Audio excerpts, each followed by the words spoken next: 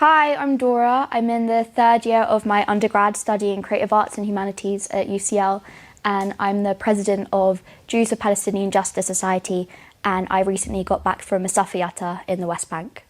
And so how did you first get involved with Jews for Palestinian Justice? So I got involved at the very, very beginning, which was, I want to say October 2024. So it was beginning of my second year, and there was a call out on Instagram for this new society, and I went to the very first meeting and then ended up being kind of one of four people involved in properly kind of setting it up and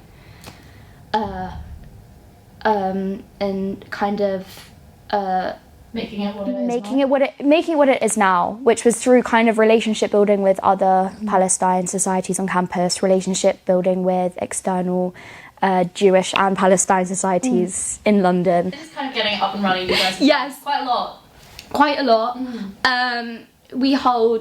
I kind of see our role on campus as being this kind of twofold thing of like, first of all, it's a community building space for Jewish anti-Zionist Jews on campus.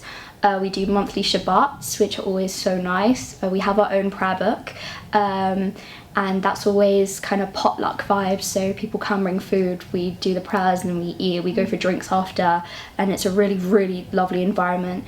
And then I see our other role on campus as being an action group, working with other Palestine societies.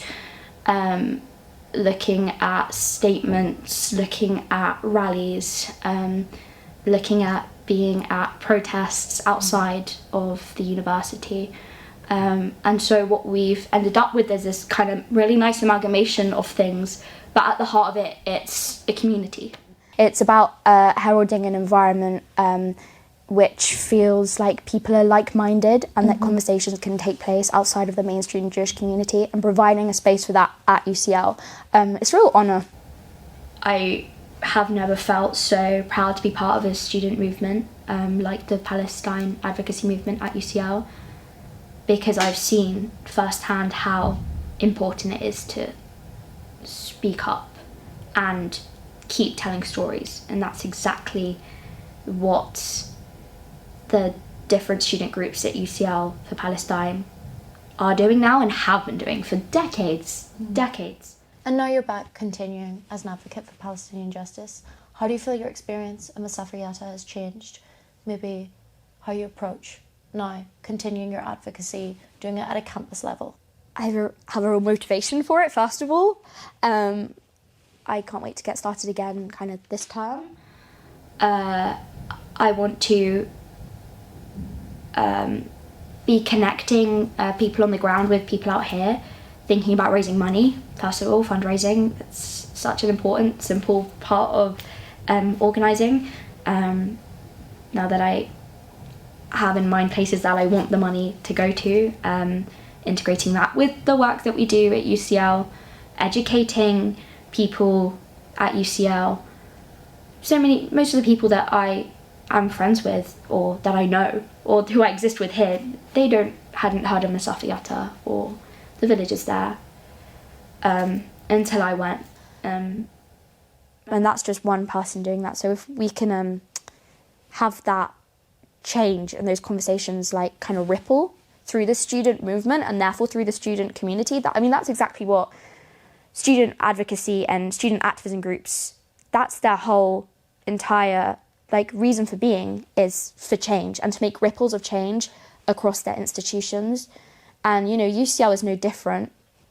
You can look back at the anti-apartheid protests for South Africa that was happening in the 80s. Nothing's changed about the motivations for wanting to do that now. It's within the student tradition to speak up and fight, because we are constantly surrounded by education and knowledge and are constantly learning while we're at university, and therefore our minds are so open and so in tune with what's happening around us and around the world. It's why I think students make great activists. And at the same time, we're attached to an institution which exists fundamentally for us, right? There is no university without its students, and therefore it's a really rare opportunity in our lifetime because when we graduate and we go to work for institutions that they don't need us, you know what I mean? They're not for us. We can make change within this institution because this institution exists for us. And so that includes things like wanting UCL to divest from research partners or companies that they have financial and research ties and partnerships with, who are actively involved with weapons manufacturing of planes or bombs that are being used in Gaza as we speak. And I think what you said is absolutely right. I think UCL has a great history and would pride itself on its disruptive thinking, it's the change makers it produces. I think UCL has had a great history of student action and advocacy, but it must be so frustrating to come back in the student context, having been directly providing protective presence in the Suffragetta, to now experience sort of the student union bureaucracy of it all. Yeah, I'd say so. Yeah. I was dealing with student union bureaucracy while I was out there, and that's such a disgusting juxtaposition, right? And